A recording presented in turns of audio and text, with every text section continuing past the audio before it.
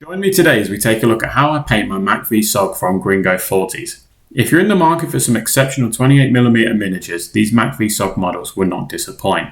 Gringo40's range of Vietnam miniatures is massive and covers most of the US conflict against the North Vietnamese. A huge thank you also goes out to Jet for supplying these fantastic samples. Let me know how you find this video and be sure to give it a big thumbs up if you enjoyed it.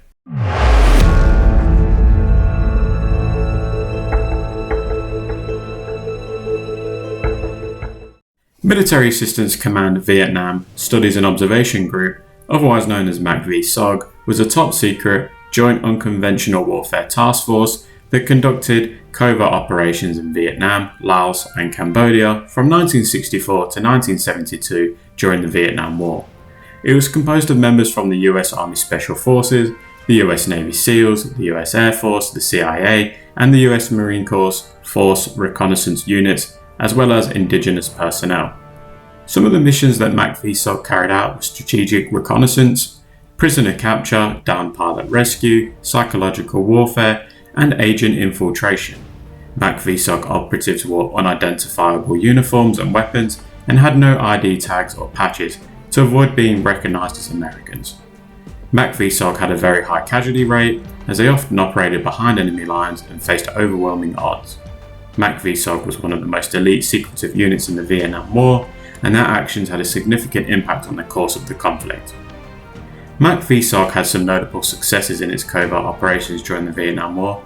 According to one source, some of the most remarkable missions that MACVSOG carried out were Operational Tailwind, a hatchet force operation in Thailand, and one of the most successful missions in SOG's history. The Thanksgiving operation, when SOG operator John Mayer's six-man team encountered and evaded 30,000 North Vietnamese. The Christmas mission, when Mayer's team went into Laos to destroy a fuel pipeline, but almost got burned alive by North Vietnamese trackers who lit the jungle on fire. Operation Thundercloud, in which SOG recruited and trained captured North Vietnamese troops and sent them to recon operations across the border dressed like their former comrades. Recon Team Alabama's October 1968 mission that accounted for a whopping 9,000 North Vietnamese killed or wounded in action. These are just some examples of the daring and impactful missions that MACVSOG conducted. Okay, so I think you agree with me when I say that the MACVSOG were badass. Some very interesting history behind them, and I'd highly recommend doing your own research and checking them out. But if you're here to paint some MACVSOG, then welcome. These are some 28mm Gringos40 miniatures and they are superb. So thanks to the team at Gringos40 for sending me some samples. I've got a few more to paint up which will definitely feature on the channel in the future in the form of perhaps basing tutorials. If you want to see that, please let me know in the comments. But as you can see, they've got an extensive range of different types of Vietnam War miniatures ranging from the US to the North Vietnamese. So yeah, definitely go check them out. Superb miniatures. Once you've got your miniatures, I prime them in Tamiya Surface Primer Light Grey, and then I give it a base coat of green grey. Now, when I say a base coat of green grey, I'm talking about any part of the uniform you want to keep in that just generic US Vietnam War drab colour. The reason I go with green grey is purely because I want it to be a little bit lighter. I also wanted to show that it's obviously going to be worn because they're in a tropical climate and things don't really last too well in those environments. So this particular unit, I'm painting his whole uniform in this. Another miniature that you'll see today has half in tiger stripe and half in this colour. They also paint his rope in this colour as well. Once I've painted that, I pretty much paint the majority of his equipment in brown violet. So with these NAM figures, a lot of it is going to be different shades of green. So you've got to sort of take that into consideration when you're painting these. You don't want it all to be the exact same colour, which when you look at a lot of reference pictures, they all look very similar in shade of green. So you want to make little bits of it darker and little bits of it lighter just to differentiate between the different bits of equipment and the different greens. So for his backpack, I'm using brown violet and for pretty much all of his equipment, other than like his grenades and perhaps if he had any other type of darker green or lighter green on there that I could see. And then for his bandana, I use US dark green. I'll also use that for his grenades and also his smoke grenades.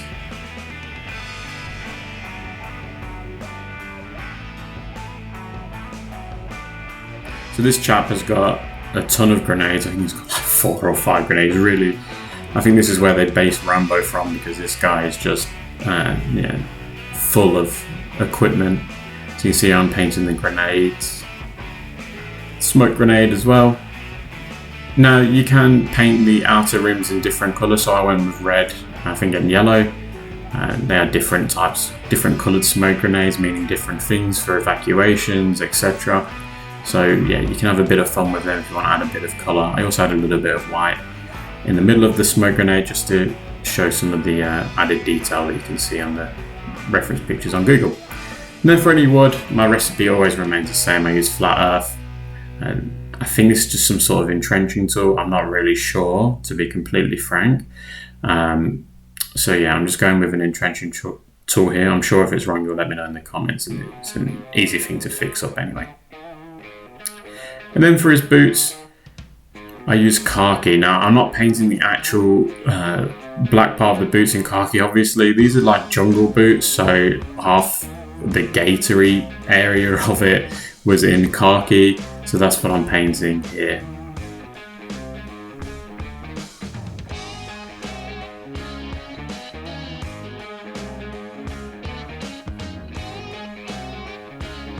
Once I've done that, I then want to paint any part of his weapon in black grey and any other metallic objects that might be on him in black grey, leaving the magazine. So M16 is renowned for having a very distinctive look, and it's pretty much a dark grey with a light grey magazine. So that's what you want to capture. Different parts of the M4 and M16s are different shades of grey, but I just thought, no, it's not really worth it. I can probably capture that in the highlight, but keep it all the same colour as a base colour.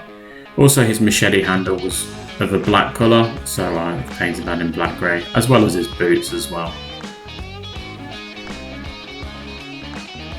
Once we've done that, we can then hit that lighter grey magazine with cold grey.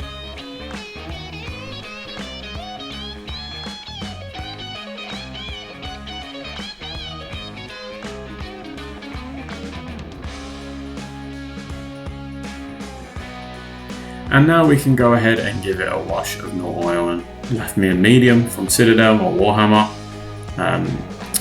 I try and make it at a 1:1 ratio just because I don't want it to be too dark, and try and prevent any pooling. So if you see big areas of just black, get your brush and just spread it out a bit nicer. Now this is the part that I enjoy most, is the layering to the final highlight. So we go with the original base colours. So for the uniform, it's green grey. Now you can see that the model has changed. He's changed his uniform and weapon loadout. So we've now got tiger stripe hat and tiger stripe trousers on. If you want to see how I paint that, you'll be able to find a link to that in my description. Then for the webbing, as I've done before, we can go to brown violet and just go back over all of what we've painted in brown violet. So you can see all of his webbing is going to need this colour. And if you're not caught up on my socials, please do check them out. We've got Facebook and Instagram, as well as I post a bit on the YouTube community page and Patreon. And then khaki, so this guy's got an AK, or RPK I should say. So I'm painting his magazine pouch in that colour, as well as like a rifle strap could also be in khaki as well. And then for the uniform highlight, I used green grey and German camo beige at a 1:1 ratio. If you really wanted to layer, you could go at a 2:1 ratio and then at a 1:1 ratio, and then finish it up with beige as the final highlight. It depends how crazy you want to be, how much time you've got on your hands, and if you're painting for fun, or if you're painting to get miniatures on the tabletop as soon as possible. So I'll let you decide what you want to do there. But yeah, either way works really nicely. And then for the webbing, I used brown violet and German camo beige at a 2:1 ratio. So as I said before, you can decide with these ratios how often you want to do them. So you can start at a 2:1, you can go to a 1:1. It really is up to you what you want to do here. I find that building it up actually makes it look a lot nicer. Some people prefer the more like artistic look, so they'll go with a 1-to-1 ratio, and then the final highlight because they want it to stand out a bit more.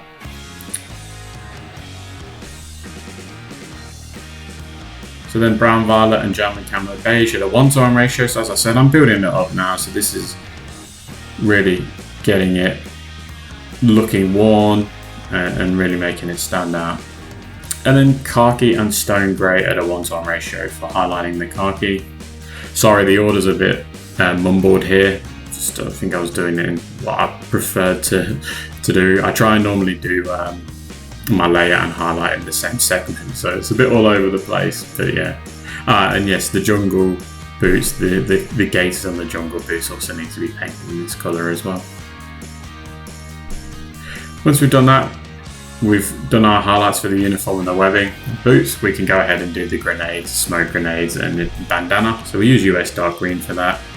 And with the grenades, the detail's fantastic already, so you can just paint in little lines to capture the little bumps and that in the grenade, as well as the top of the grenade and any of the little details that you can see. You can even go with a very fine dry brush if you wanted to, because the detail's there for that, and it would make it very easy, but either way works really well, it takes little time at all.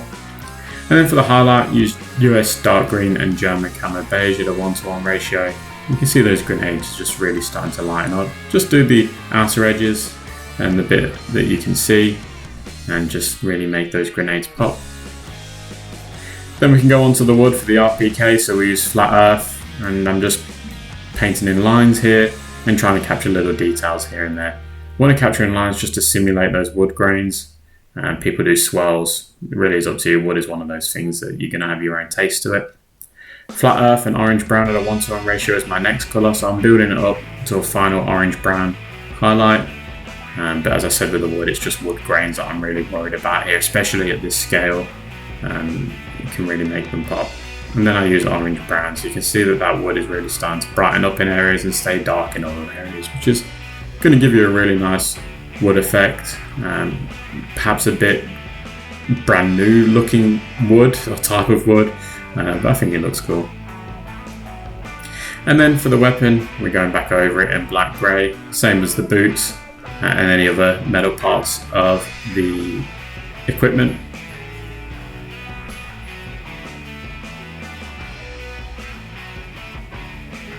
Then we'll go with a German grey. Because these are 28mm, I try and avoid silvers as much as I can. So German grey is a really good highlight for black grey, and you can see in the video that the weapon really is starting to pop in terms of the blacker or the darker areas of it, which is what you want. You don't need the silver and make it look unrealistic. Now, I didn't mention this at the start of the video, but it's got a holster and it was of a really dark brown colour, so I'm going with German camo black brown to start off with. Now, the detail on this is fantastic. It even has the US emblem on there, which is obviously almost impossible to paint for me, so a bit of a dry brush happened. German camo black brown and orange brown at a 2-to-1 ratio is what I did next, and that sort of captured a bit of that US emblem in there. It's a really nice sculpt actually, both of them are, and the rest of them that I've got to paint up as well. So yeah, definitely check out Gringo40s if you're in the market for some Vietnamese. They're a bit bigger than like Empress Vietnam range. I'm not sure about Rubicon, but yeah, makes painting them a little bit easier too, because they're a bit taller. And then German camo black brown and orange brown at a 1-to-1 ratio. And this is just a final highlight, just picking out real small little details here and there, just to make the figure or that holster pop a bit more. And then finally for the magazine, I go with cold grey, and I'm just painting in straight lines, just going straight down. I think there's like 3 or 4 of them, and the details on the magazine already, so you don't really have to worry about trying to make it up. And then to highlight that, we go with Stonewall grey. Now, if you want to know how I paint flesh, there is a tutorial that's going to be coming out probably sometime in February on how I paint flesh and eyes, etc. And I'm going to do it on all scales, so 15mm, 20mm, and 28mm. But other than that, guys, that is it. That is the finished model. So he's finished, or they are finished. So there's a platoon of 2 at the moment to go with my Empress Miniatures Vietnam. But yeah, Really cool miniatures. I hope you enjoyed this video. Do you want to see more of the Gringos range? What would you like to see? Let me know in the comments. If you're new here, please do like and subscribe. It really does help the channel grow. Huge thank you goes to my Patreons for supporting the channel. It really does mean a lot to me, guys, so thank you. And yeah, don't forget to hit that like button. It really will help the YouTube algorithm promote the video a bit more than my crappy titles and thumbnails. But yeah, guys, I'll leave it here and I will catch you at the next one. Thanks, guys. Bye.